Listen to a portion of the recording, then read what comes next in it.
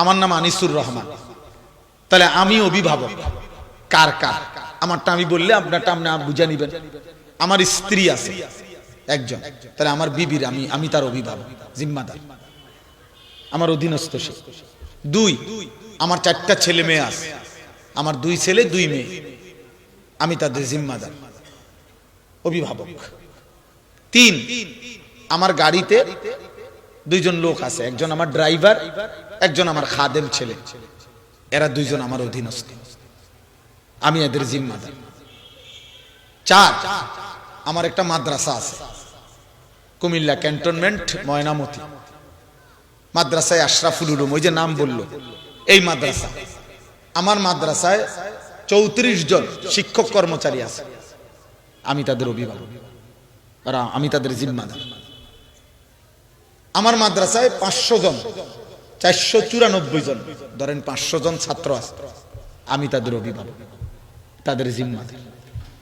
এবার এই কমপক্ষে আমি আনিসুর রহমানের উপরে এই মানুষগুলোর, আমার স্ত্রী, 4টা ছেলে মেয়ে, একজন ড্রাইভার খাদেম, 34 জন শিক্ষক কর্মচারী, 500 জন ছাত্র, খোদার কসম এদের ঈমান আমল আখিরাতের ফিকির ব্যবস্থা চেষ্টা করে যাওয়া, অনবরত অব্যাহত বলে যাওয়া, সর্বোচ্চ তাকিদ দিতে থাকা, যে কোনো মূল্যে বাধ্য করার চেষ্টা করা আল্লাহর হুকুমের উপরে, এটা আমার মৃত্যু পর্যন্ত দায়িত্ব। এবার আমরা বুঝতে সহজ হলো না, যার যারটা যার যে বুঝবেন না এবার। তাইলে বাপ বলে হ্যাঁ, তাহলে আমরা বলেন প্রত্যেকে ফিকির করে, যার যার জিম্মাদারি খেয়াল করেন, তাইলে তো আপনি বুঝবেন। তাহলে আমরা অভিভাবক, আমরা অভিভাবক। এক্ষেত্রে আমাদের সমাজের মধ্যে একটা ভুল, আমরা অধিকাংশ মুসলমানের ভুল মানসিকতা হলো, দুনিয়া আমাদেরকে এমন ভাবে বুঝাইছে যে আমরা মনে করি জিফুত স্ত্রী সন্তানের জন্য আমাদের দায়িত্ব আছে, এটা আমরা বুঝি, কিন্তু দায়িত্ব কি সেটা বুঝি না। আমরা দায়িত্ব বলতে বুঝি আমার দায়িত্ব হলো যে কোনো মূল্যে আমার স্ত্রী জিফুতের জন্য কষ্ট করে হইল আমি যেমনে পারি একখান ঘর করে দেওয়া, কদ্দুর জায়গা কিনে দেওয়া, ছেলে পেলেদের জন্য ভাত মাছ চাল ডাল, দুনিয়া সংসারের যা কিছু দরকার, এটার প্রাণান্তকর 60 বছর পর্যন্ত এই মেহনত করে যাওয়া, এটা হলো আমার দায়িত্ব। এইটা আমরা খুব বুঝি, যার ফলে 60 বছরের চাচা আমারও বলছে, হুজুর, আমি বললাম কেমন আছেন? ভালো আছি। কেমন ভালো আছেন চাচা? আল্লাহর রহমতে তারা 3 জন ফুত, 3 জন বিদেশ পাঠাইছি, আল্লাহর রহমতে 4টা মেয়ে বিয়া দিছি, হুজুর একখান বিল্ডিং করছি, 4টা রুম, 2টা বাথরুম, আল্লাহর রহমতে। চাচাই বলছে আমারে, আল্লাহর রহমতে বাথরুম দুটোটাও টাইলস, কত বড় নেয়ামত আল্লাহ দিছে ওনারে, কপাল, ওনার কপাল, ওনারে আল্লাহ দিছে, উনি এখন ওনার বাথরুমটি পর্যন্ত টাইলস, কত বড় সৌভাগ্য। আজকে ওনার পূর্বপুরুষ মাটিতে পেশাব করতো, উনি এখন জিফুত নাতি নাতনি নিয়ে টাইলসে মতে। আল্লাহু আকবার, আল্লাহ, কামিয়াব চাচা, চাচা কামিয়াব। রাস্তার লগে কদ্দুর জায়গা কিনছি, দোয়া করবে, দোয়া করতাম, মানে যাতে রাস্তাটা সহ কিনতে পারে। রাস্তার লগের জায়গা তো কিনেই লাইছে, আর কি বাকি, দোয়া করলে যাতে রাস্তাটা কি কিনতে পারে, বুঝলেন না?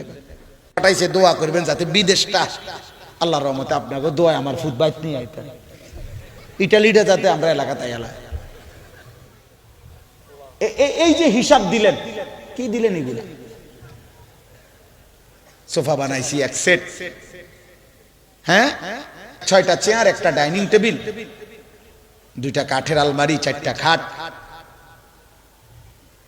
কাচের প্লেট, লবণের বাটি, চায়ের কাপ, লেফ তোশক, বালতি, এই হান্ডি পাতিল, আর বাজার সাজার, প্রতিদিনকার নিত্যদিনের বাজার, খালাস।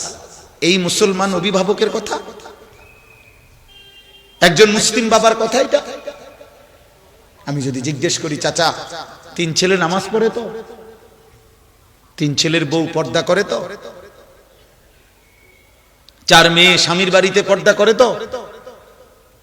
আপনার ছেলে 3 জন, মেয়ে 4 জন, 7 জন, আর আল্লাহর কোরআন পড়তে পারে তো?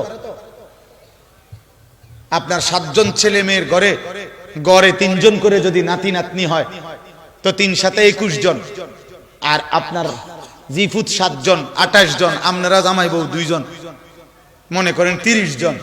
তো মনে করেন 30 জন ফজরের নামাজ পড়ে কয়জন চাচা? হালাল হারাম খায় কয়জন বলে?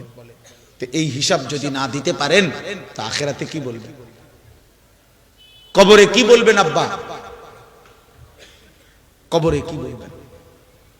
ইনসাফ করেন, ইনসাফ করেন। আপনি বলেন।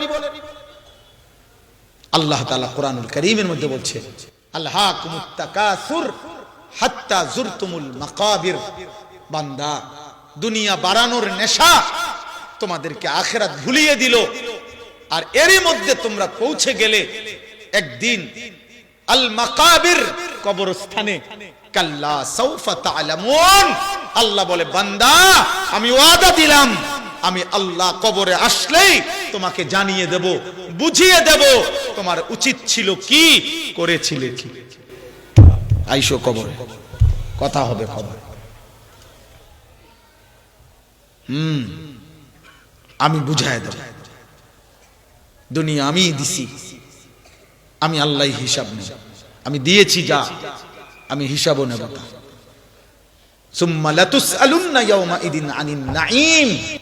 আমার দেওয়া একটা একটা রিজিকের, খাবারের একটা একটা লোকমা, পানির একটা একটা ঢোক, নিঃশ্বাসের একটা একটা নিঃশ্বাস, হার্টবিটের, হৃদয়ের প্রতিটা স্পন্দন, চোখের প্রতিটা পলক, এই কায়নাতের সমস্ত নিয়ামত যা তোমাকে আমি উপভোগ করতে দিয়েছি বান্দা, আমি একটা একটা জাররা জাররা, বিন্দু বিন্দু হিসাব নেব, হিসাব নেব, হিসাব নেব। ফাওয়ারাব্বিকা লানাসআলান্নাহুম আজমাইন। আমি জিজ্ঞেস করব বান্দা, জিজ্ঞেস করব। তাফসীরের মধ্যে আছে হযরত ওমর রাদিয়াল্লাহু তাআলা আনহু একদিন 3 দিন ক্ষুধার্ত থাকার পরে 2টা খেজুর আর একটু পানি পান করছেন। আল্লাহর নবী সাল্লাল্লাহু আলাইহি সাল্লাম বললেন, ওয়াল্লাহি লা তুসআলু আন হাদান নাঈম। ওমর, আল্লাহর কসম, এই 2টা খেজুর আর এই ঢোক পানির হিসাবও কিয়ামতের দিন তুমি ওমরকে দিতে হবে। আল্লাহর কাছে বলতে হবে, ওমর 2টা খেজুর খেয়ে মালিকের কি শুকর আদায় করছে, এক ঢোক পানি পান। হাই যুবক, কিশোর, নওজোয়ান, আজকের সারা দিনে 5 ওয়াক্ত নামাজের সময় শেষ হয়েছে। তোমরা যারা 1 ওয়াক্ত নামাজ পড়তে পারো নাই, পড়ো নাই, যাদের কপালে একটা সেজদাও নেই, হায় নাফরমান, ওই মালিকের সামনে কেমনে বলবা? এই রাত যদি আর ভোর না হয়, এই ঘুম যদি আর না ভাঙে, ওই রবের সামনে আল্লাহ তো জিজ্ঞেস করবে, বান্দা আমি কি তোমাকে এই গোটা কায়নাত দিয়ে আলাম নাজআলিল আরদা মিহাদা ওয়াল জিবালা আওতাদা ওয়া খালাকনাকুম আজওয়াজা ওয়া জাআলনা নাওমাকুম সুবাতা ওয়া জাআলনা আল-লাইলা লিবাসা ওয়া জাআলনা আন-নাহারা মাআশা। আল্লাহ বলে, বলো না বান্দা, আমি কি তোমার জন্য জমিনটা বিছানার মতো বিছিয়ে দেই নাই? আমি কি পাহাড়গুলো তোমার জন্য পেরেগের মতো বসায় দেই নাই? আমি কি তোমাদেরকে জোড়ায় জোড়ায় নারী পুরুষে সৃষ্টি করি নাই? আমি কি 2 চোখের ঘুম দেই নাই? আমি কি রাত্রিটাকে অন্ধকারের চাদর দিয়ে ঢেকে দেই নাই? আমি কি আলোকিত একটা ফকফকা দিন বানিয়ে দেই নাই? আমি কি মাথার উপরে 7টা আসমান বানাই নাই? আমি কি একটা প্রখর প্রজ্বলিত সূর্য আমি কি জ্বালিয়ে দেই নাই? আমি কি আসমান থেকে অঝোর ধারায় বৃষ্টি নামাই নাই? আমি কি জমিন থেকে ফুল ফল ফসল খাদ্য তোমার জন্য উৎপন্ন করি নাই? এই নাফরমান, এত কিছুর বিনিময়ে আমি কি একটা সেজদা পাই না?